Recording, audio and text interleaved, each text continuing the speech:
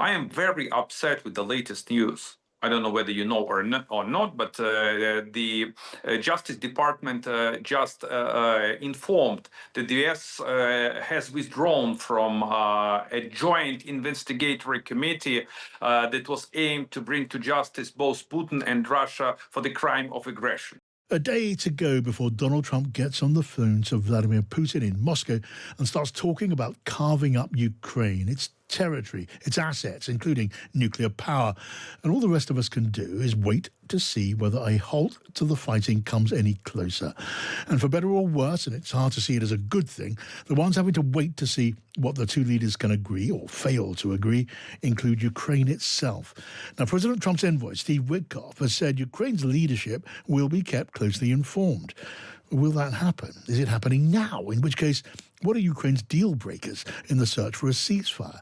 In a moment, I'm going to be joined live by Arseniy Yatseniuk, the former Prime Minister of Ukraine. Vladimir Putin on one end of the phone. Does he even want an end to the fighting at this point? European leaders seem not to believe that. Trump says they might reach a deal. Then he says the next moment they may not. So when he says that he's willing to hit Russia with harder sanctions, does he mean that? And whether or not tomorrow's talks between the two presidents get anywhere, well, it could be a defining moment, a demonstration of whether Putin's playing for time, keeping hopes of peace dangling, waiting for his troops in the Russian territory seized by Ukraine to fall back into Russia's hands, and a test of whether President Trump is remotely as willing to squeeze his counterpart in the Kremlin as hard as he squeezed Ukraine and its leader, Volodymyr Zelensky. Let's say hello to Arseniy Yatseniuk, the former Prime Minister of Ukraine, who's live on the line now. Hello to you, Arseniy. Hello, John. Thank you for joining us. So, look, we know, of course, all too well that Ukraine is not part of the talks between Trump and Putin. And I know very well you don't trust Putin's word. You expect him to continue planning to neutralize Ukraine as a sovereign nation within its own secure borders. But how far, tell me, Arseniy, do you trust President Trump to defend Ukraine's interests tomorrow? Well, I trust my president because this is the will of Ukrainian people to get a fair and just peace in Ukraine. And the thing is that, war criminal Putin, he's ready for the ceasefire, John.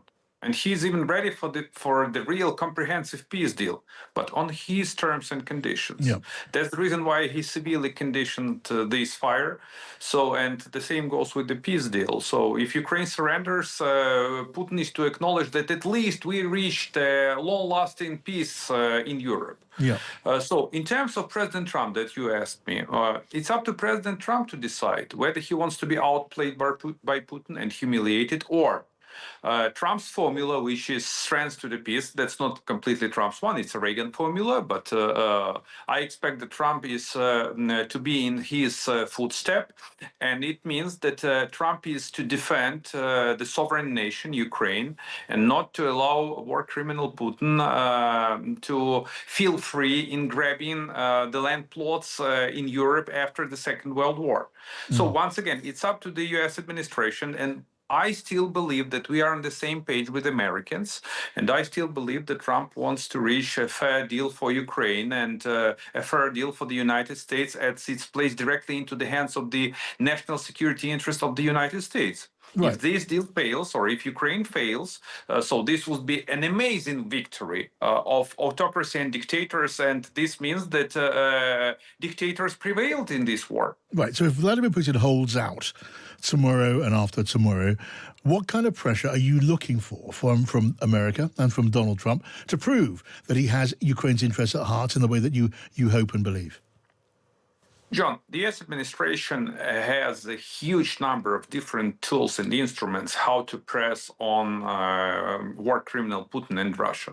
I am very upset with the latest news. I don't know whether you know or not, but the Justice Department just informed that the US has withdrawn from a joint investigatory committee that was aimed to bring to justice both Putin and Russia for the crime of aggression. But in terms of the set of tools which America has in its hands, it's a huge one, starting with the real severe sanctions and ending with a new security aid package for Ukraine and realignment, a new type of realignment, which is back to normality and to get along with our European friends, with the United Kingdom, with Canada, with Japan, with everyone who represents the free world. So once again, Americans have the full force to exert this pressure on war criminal Putin. Right, they still have cards to play. And Arseniy, I had not seen that report that the Justice Department of the United States was pulling back from its own investigation into Putin and crimes committed by Russia. We know that America does not subscribe to the International Criminal Court, but here you say there's been a further move. What do you read into that, then? If America is pulling back, not interested in pursuing Putin for crimes and the country for crimes, what do you think is driving that? Well, there are a number of case scenarios. The first one is that Americans want really to cut the deal. And in order not to make Russia more aggressive or somehow to cozy up to Russians in order to get this ceasefire deal, maybe Americans believe that these kind of actions would incentivize Russia to make closer to the deal. But once again, look, John, I want to reiterate. War criminal Putin and Russia hasn't changed its ultimate goal. It's to take over Ukraine, to undermine Europe, to undermine NATO, and to undermine transatlantic unity.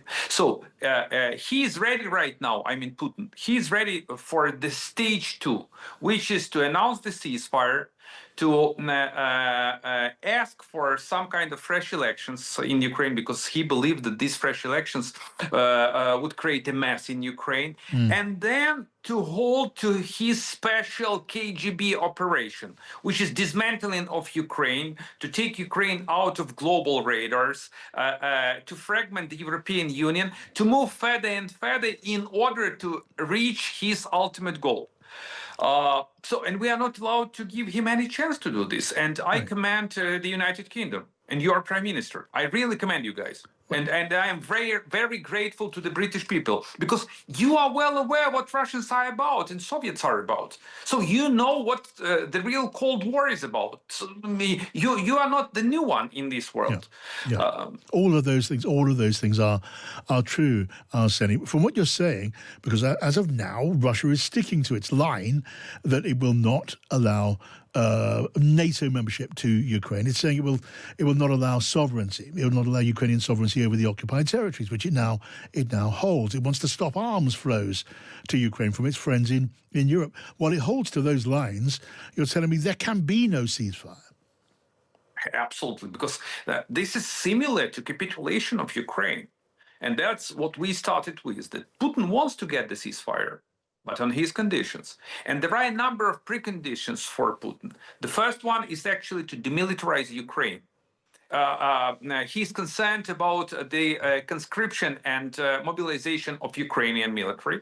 The second one is that he will press on Americans to stop the arms flow to Ukraine.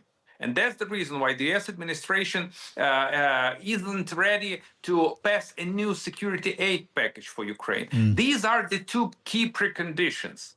Because, just to disarm Ukraine and to leave Ukraine on its own, this is the best way how to capture Ukraine. And that's his action plan. Okay. Now, Arseniy, tell me this last question, and thank you for joining us, as always. President Trump's envoy has said that Ukraine will be kept in the loop on conversations between Washington and Moscow. Is Ukraine being kept in the loop? There is no way to cut any ceasefire or peace deal about Ukraine without Ukraine. Period. Yeah, but are you being kept informed of those conversations between the two presidents, for example? Yeah. For what I know, Ukrainian government got some information from the US government over these talks, but who knows whether we got everything. Yeah, that's a very fair observation. For now, Arseniy, thank you. Arseniy Yatseniuk, the former Prime Minister of Ukraine there.